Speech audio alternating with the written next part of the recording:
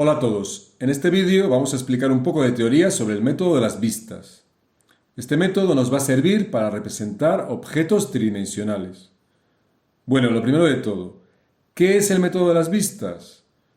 Pues el método de las vistas es la forma normalizada de utilizar el sistema diédrico como un sistema de representación. El método de las vistas está regulado en la norma internacional ISO 128.3 del 2020, Documentación técnica de productos, principios generales de representación, parte tercera, vistas, secciones y cortes.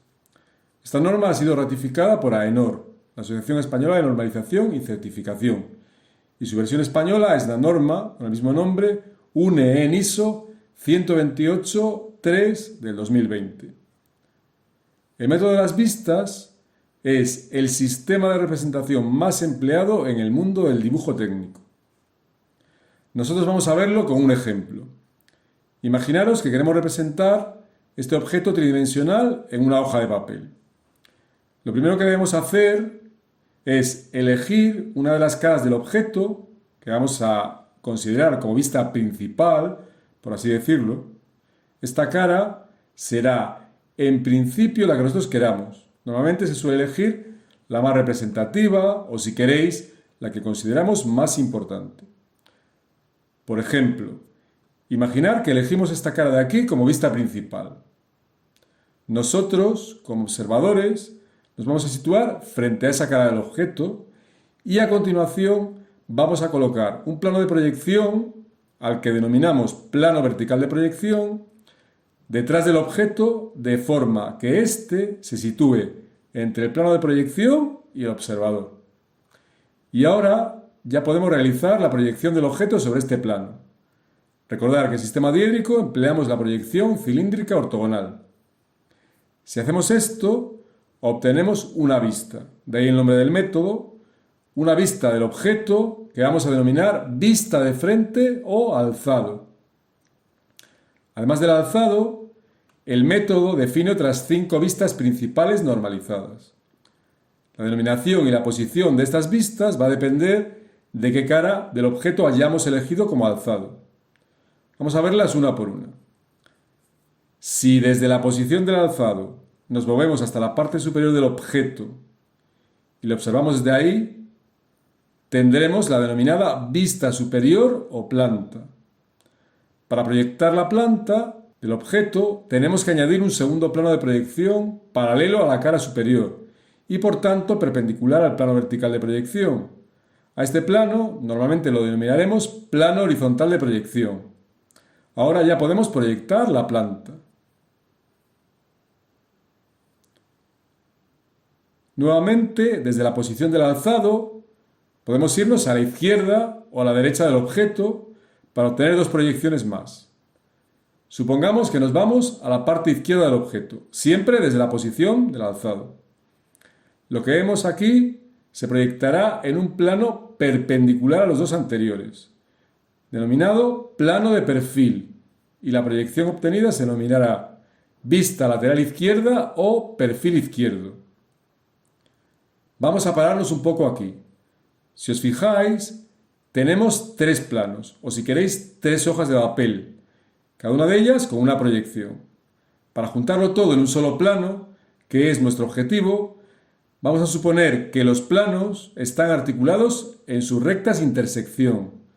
Están articulados con unas bisagras imaginarias y que podemos girar el plano horizontal de proyección hasta hacerlo coincidir con el plano vertical de proyección y girar el plano de perfil hasta hacerlo coincidir también con el plano vertical. Con esta operación ya tenemos un único plano en el que están las 3 proyecciones que hemos obtenido hasta ahora: el alzado, la planta y el perfil izquierdo. Como os he comentado antes, podemos trazar otras 3 vistas normalizadas adicionales. Vamos a ver cómo se obtienen estas 3 vistas. Si en lugar de habernos ido a la izquierda del objeto, nos hubiéramos ido a la derecha, hubiésemos obtenido la vista denominada vista lateral derecha o perfil derecho. el plano en el que se proyecta el perfil derecho, obviamente se abate hacia el lado contrario que el del perfil izquierdo. Con esto tenemos ya 4 vistas en nuestra hoja de papel. Para obtener la quinta vista, nos vamos a la parte inferior del objeto y lo observamos desde abajo. Esta vista, denominada vista inferior, por razones obvias, la proyectamos en un plano situado por encima del objeto. Al abatirlo, este plano quedará sobre el alzado, obteniendo la denominada vista inferior. Y por último, si nos vamos a la parte trasera del objeto, lo que vemos desde aquí lo denominamos vista posterior y se proyectará en un plano situado detrás del objeto que estamos representando. Por convenio, el plano donde proyectamos la vista posterior gira junto al plano donde habíamos proyectado el perfil izquierdo y la vista posterior se representa a la derecha del perfil izquierdo. Nos olvidamos ya del objeto en 3 dimensiones y nos quedamos con las proyecciones diédricas o vistas. Estas 6 vistas constituyen la representación normalizada en sistema diédrico del objeto que queríamos representar. Recapitulando, tenemos el alzado o vista de frente del objeto, la vista superior o planta, que se sitúa debajo del alzado, el perfil izquierdo a la derecha del alzado, el perfil derecho a su izquierda, la vista inferior encima del alzado y la vista posterior a la derecha del perfil izquierdo. Hago un inciso aquí. ¿Es necesario utilizar las 6 vistas? Pues obviamente no. Solo será necesario el número mínimo de vistas con las que el objeto quede geométricamente definido.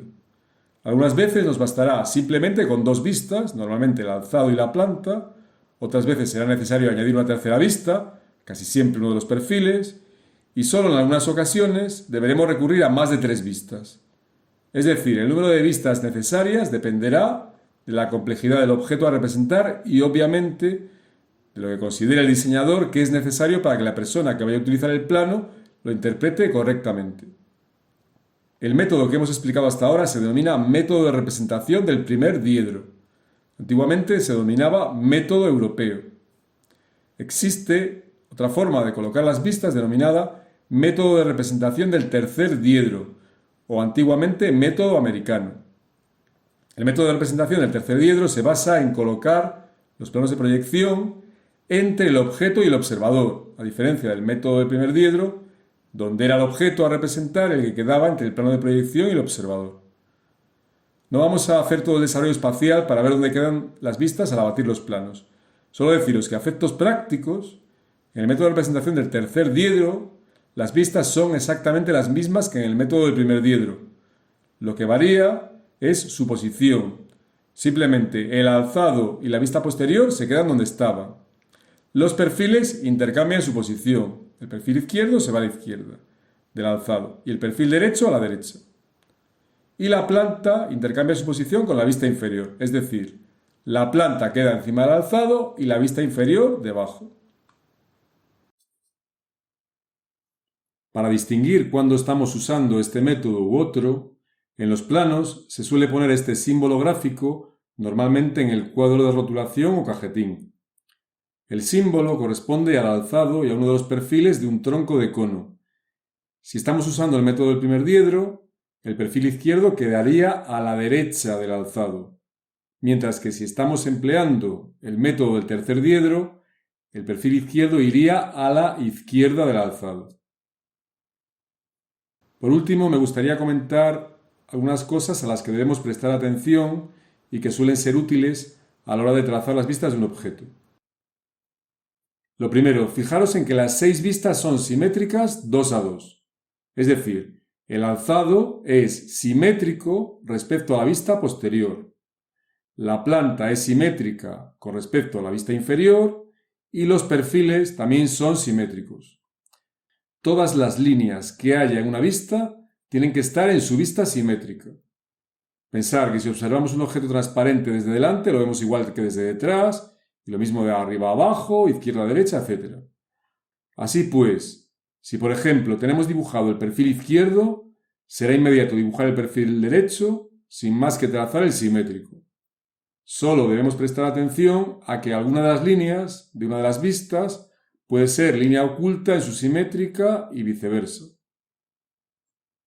Por otra parte, es imposible que el contorno de una de las vistas tenga una línea oculta. Este es un fallo muy típico. El contorno no puede ser oculto nunca. Bueno, pues con esto damos por concluido el vídeo. En la descripción os voy a dejar un enlace a un PDF con un esquema de las vistas según el método del primer diedro. Además, espero subir algún vídeo con ejercicios de trazado de las vistas de diferentes objetos o piezas. Espero que hayáis comprendido todos los conceptos que he explicado y nos vemos en el siguiente vídeo.